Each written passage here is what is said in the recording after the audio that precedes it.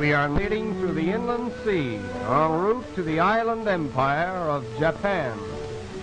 The good ship upon which we sail is approaching Miyajima, which means sacred island. So sacred that every effort has been made to avoid a human birth or a human death upon its hallowed ground.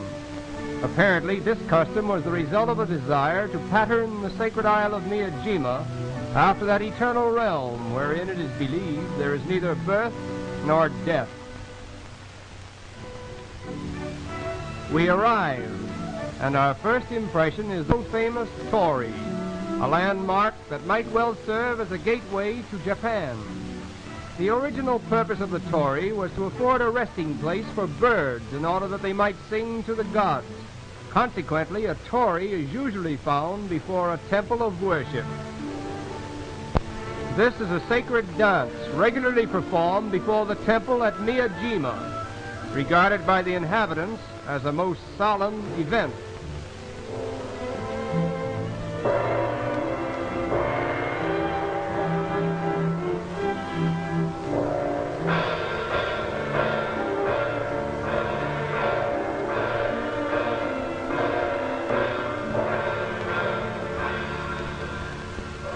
This historically religious dance usually lasts about an hour, but our time is limited.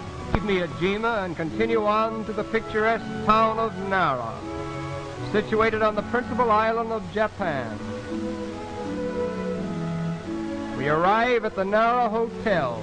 It is cherry blossom time and the spirit of spring is everywhere. Many centuries ago, Nara was the capital of Japan, and although it has lost much of its former glory, it is still one of the most charming spots in the island empire. There are two very good travelers to do in Nara. The first is to feed the sacred deer in the temple park. If you feed them rice cakes, which are apparently a choice delicacy, they will remain pleasant and faithful company as long as the cakes last. The other thing to do is to visit the pavilion of the Great Bell, which has been standing in the park for over 1,300 years. The bell itself is 10 inches thick and weighs about 40 tons. It is the custom for the visitor to pay a small fee for the privilege of ringing it.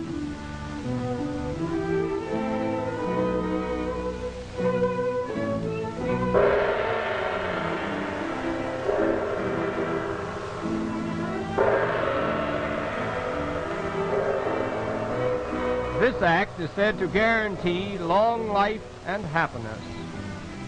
At Kyoto, greeted by the ever-present Torii. Although the Japanese can hardly be called an unusually religious people, they are very proud of their temples. This is just one of the many temples for which Kyoto is famous.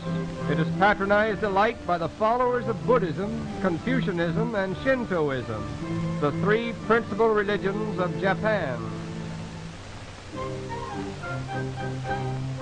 For centuries, has been the center of Japanese culture and refinement. Poets and artists have celebrated its beauties, and it is here that we are afforded the opportunity of studying the native people and the environments which they love so well.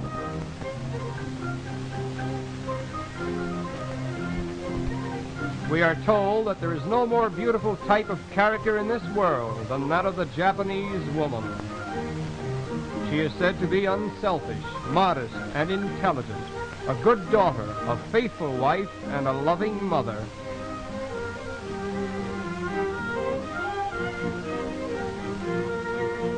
The Japanese are extremely courteous. In fact, they are often considered to be the most polite people in the world. Suppression of the emotions is one of their chief characteristics.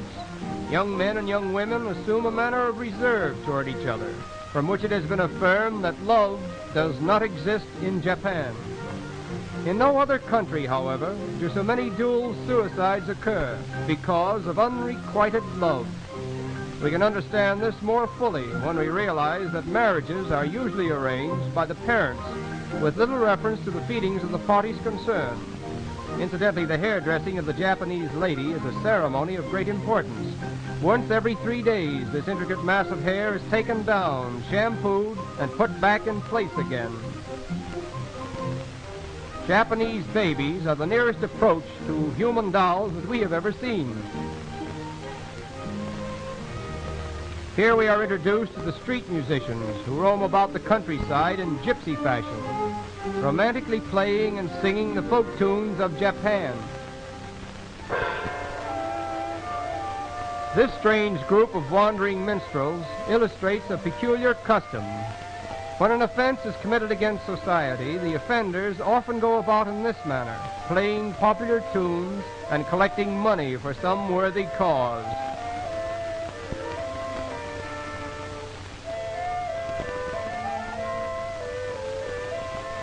We have enjoyed our visit to Kyoto, but the greatest sight in all Japan, Fujiyama, the world-famous mountain which has always maintained the most prominent part in Japanese decorative art.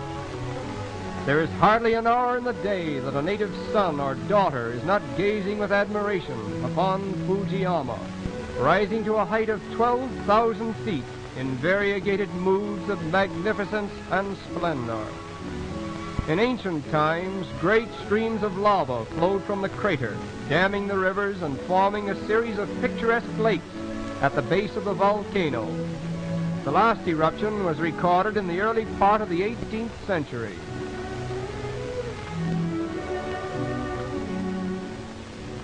As we gaze upon this divinely beautiful mountain, we can appreciate the reason why the Japanese people, always lovers of natural beauty, worship Fujiyama. It is here that the scenic beauties of Japan attain their most exalted heights. And it is here that we say farewell to the Island Empire.